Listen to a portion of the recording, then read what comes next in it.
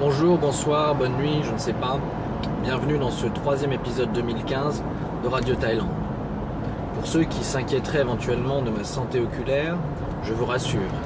Non, je n'ai pas de problème de vue. Mes yeux sont intacts pour vous guider vers un avenir meilleur. Non, simplement, trêve de plaisanterie. C'est vrai que, comme certains le savent déjà, donc je suis désormais président d'une formation politique d'envergure qui, j'aime à le rappeler, est forte d'une vingtaine de sympathisants. Donc ça me confère quand même des responsabilités. Et puis n'oubliez pas que je n'exclus rien concernant une possible candidature en 2017. Donc ces lunettes font partie d'un processus évident de présidentialisation. Voilà. Et juste pour vous en convaincre, je vais faire un test qui dure 10 secondes.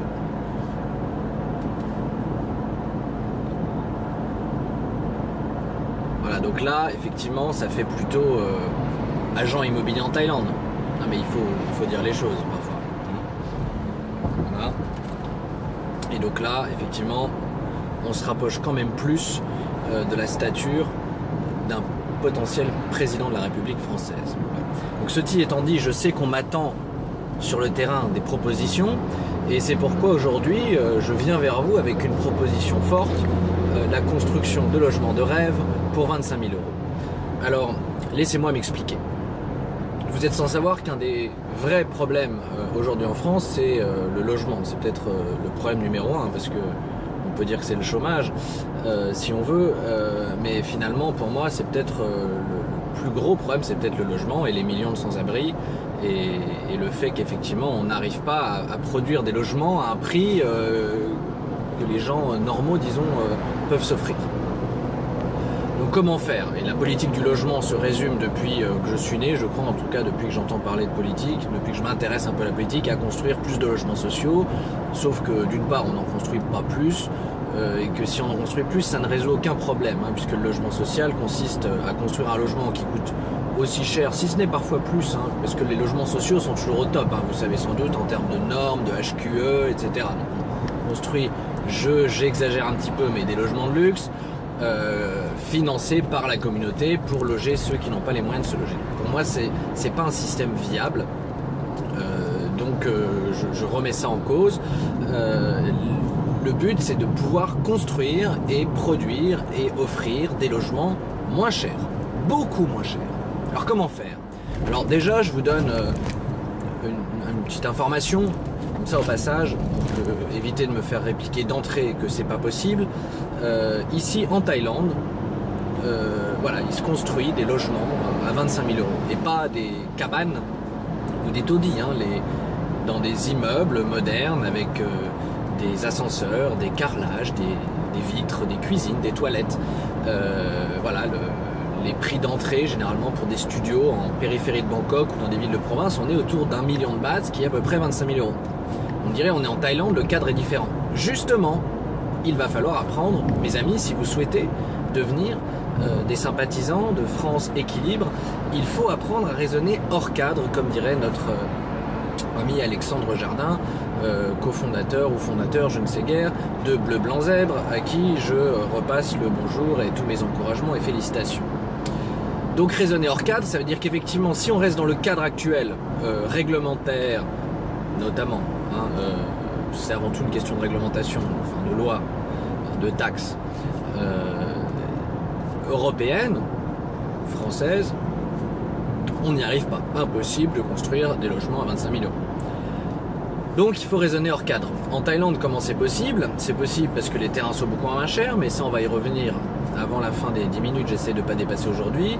Un terrain, on s'arrange pour un terrain. C'est pas l'espace qui manque. Ça me rappelle cette réflexion. Un jour, j'étais dans le TGV entre Paris et Dijon, je me souviens très bien, et j'ai entendu quelqu'un se faire une réflexion à son voisin que je m'étais moi-même fait maintes fois.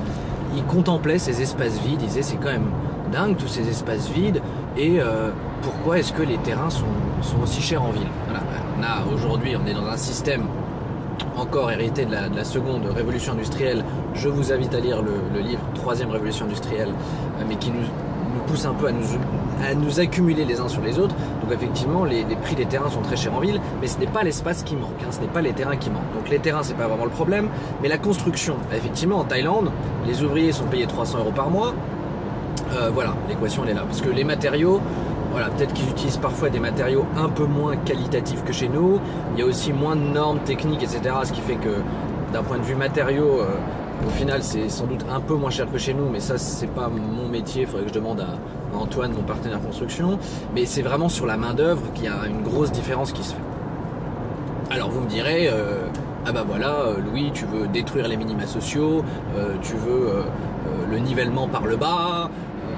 Je vois déjà les protestations et ma cote de popularité déjà fléchir.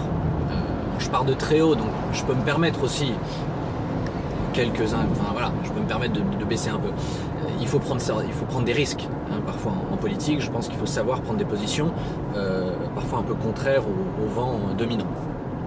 Donc, non, je ne veux pas tout détruire. Simplement, dans le cadre particulier de mon projet de construction de logements à 25 000 €, oui, il va falloir trouver des solutions pour une main-d'œuvre beaucoup moins chère.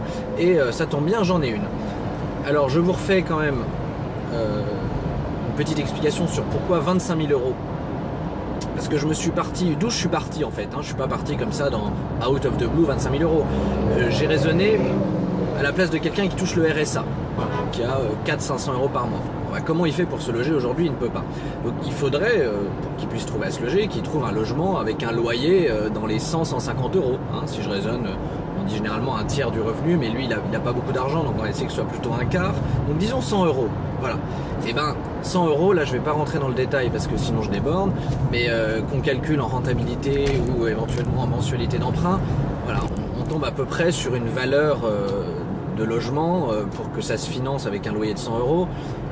Grosso modo, hein, à débattre en fonction de la rentabilité, des taux d'intérêt, mais grosso modo 25 000 €. Ça veut dire qu'on pourrait proposer des logements qui ont coûté 25 000 € à être construits, et ben ils se financeraient avec un loyer à peu près de 100 € par mois. D'accord? Donc, c'est de là que je suis parti. Donc l'idée étant de loger les gens qui ont le RSA et qui aujourd'hui ne peuvent pas se loger. Et donc l'idée étant que ces personnes utilisent une partie de le RSA. J'ai dû klaxonner parce que ce camion manifestement ne regardait pas dans son rétroviseur. Donc effectivement qu'utilisent une partie de leur RSA pour payer un loyer. Hein, donc là il me reste plus que 2 minutes 30, donc je vais essayer de finir vite et puis il faudra peut-être y revenir. Mais donc je suis l'État.